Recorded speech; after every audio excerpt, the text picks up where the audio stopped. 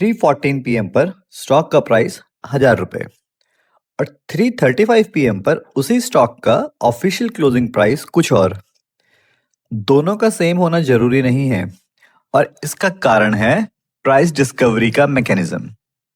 अब जो चार्ट पर लास्ट कैंडल देख रहे हैं वो सिर्फ एक हिस्सा है।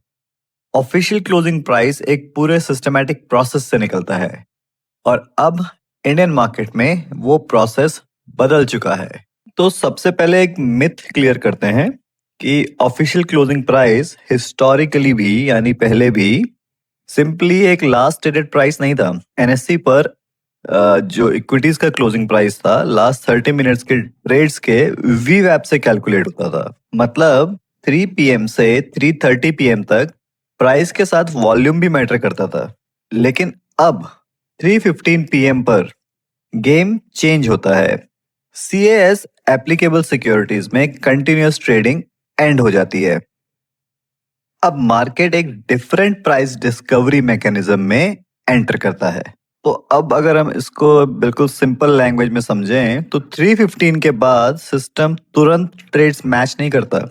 तो ऑर्डर्स इकट्ठे होते हैं, बायर्स अपनी डिमांड रखते हैं, सेलर्स अपनी सप्लाई दिखाते हैं और एल्गोरिथम कैलकुलेट करता है मैक्सिमम एग्जीक्यूशन इक्विलिब्रियम प्राइस, जहां सबसे ज्यादा क्वांटिटी मैच हो रही है।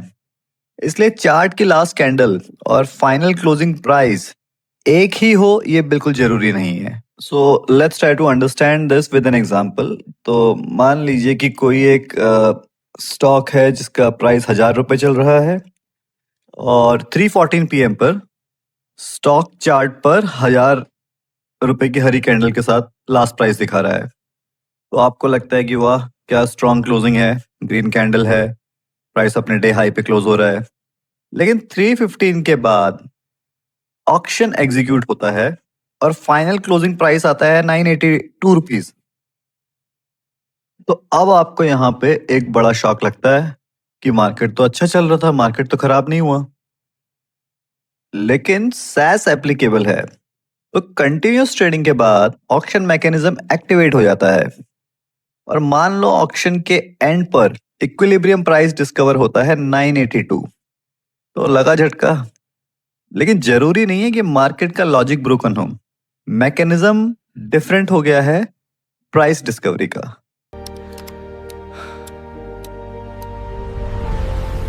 You saw the price, not the process. अब यहां पर रिटेल ट्रेडर जाल में फंस सकता है कि कैंडल देखा 1000 रुपए का 3:15 पे बुलिश है, क्लोजिंग आई 982। तो ये क्या हो गया, ये कौन खेल गया, ये किसी ऑपरेटर ने माल बेच दिया, ये क्या हो गया ये। अब कल गैप डाउन का डर या गैप अप का लालच। तो प्रॉब्लम क्या है कि आपने सिर्फ नंबर देखा, आपने प्रोसेस नहीं देखा। क्लोजिंग प्राइस का बदलना प्राइस डिस्कवरी मैकेनिज्म का चेंज होना है। सो एक क्लोजिंग मूव ऑटोमेटिकली कल का प्रिडिक्शन नहीं है और क्लोजिंग प्राइस डिफरेंस ऑटोमेटिकली कोई ऐसा मैनिपुलेशन भी नहीं होता। तो पहले मैकेनिज्म को समझो। तो एनएससी के क्लोजिंग ऑक्शन सेशन फ्रेमवर्क की सटीक टाइमलाइन को हमें पहले समझना पड़ेगा कि 3:15 पीएम से 3:20 पीएम पे रेफरेंस प्राइस कैलकुलेशन और सिस्टम ट्रांजैक्शंस एग्जीक्यूट होंगे। 3:20 से 3:25 पीएम तक ऑर्डर एंट्री विंडो, जहां मार्केट और लिमिट ऑर्डर्स इकट्ठे होते हैं। 3:25 से 3:30 पीएम तक ऑर्डर मॉडिफिकेशन और कैंसिलेशन विंडो और 3:30 से 3:35 पीएम तक ऑर्डर मैचिंग और फाइनल ट्रेड कंफर्मेशन। यानी 3:30 पे स्टोरी खत्म नहीं होती।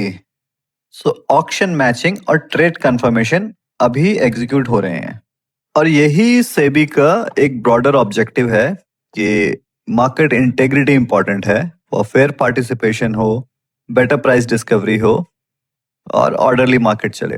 तो अभी रिसेंटली ही रेगुलेटर ने सैस से कनेक्टेड एक मैटर में एलिज्ड मैनिपुलेटिव ट्रेडिंग एक्टिविटी पे एक इंटरिम एक्शन भी लिया है।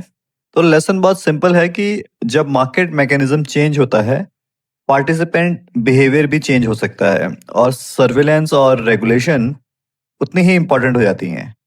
अब ये सैस क्या हर स्टॉक पे एप्लीकेबल होता है? नहीं। सैस हर छोटे बड़े स्टॉक पे एप्लीकेबल नहीं होता। तो एनएसई के फ्रेमवर्क के हिसाब से ये कैश सेगमेंट के उन्हीं स्टॉक्स पर लागू है जिनका डेरिवेटिव यानी कि एफएनओ कॉन्ट्रैक्ट्स अवेलेबल है। इसलिए अपने चार्ट पर सैस एज्यूम कर लेने से पहले सिक्योरिटी की एप्लीकेबिलिटी चेक जरूर कर लेना। तो अब आप एक सिंपल प्रोटोकॉल फॉलो कीजिए कि जब आपकी मार्केट 3 बजे के आसपास पहुंचे तो आप अपना पहले चार्ट चेक कीजिए। सो स्टेप 1 एट 3 PM आप पहले अपना स्ट्रक्चर चेक कीजिए, मार्केट ट्रेंडिंग है या रेंज बाउंड है या डिस्ट्रीब्यूशन में है। तो स्टेप 2 3:15 PM आप मोड चेक कीजिए, कंटिन्यूस ट्रेडिंग चल रही है या फिर आपका स्टॉक जो है वो सैस मोड में आ गया है। स्टेप 3 3:35 PM आप प्रोसेस चेक कीजिए और ये पूछना बंद कीजिए कि बुलिश है या बेरिश। पूछिए कि आप क्लोजिंग प्राइस बना कैसे, क्योंकि मार्केट में नंबर देखना तो बहुत इजी है बट उस नंबर के पीछे का मैकेनिज्म समझना यही एक रियल एज है। रूल्स इवॉल्व होते हैं, टेक्नोलॉजी इवॉल्व होती है, मार्केट स्ट्रक्चर इवॉल्व होता है, तो ट्रेडर का अंडरस्टैंडिंग भी इवॉल्व होना चाहिए।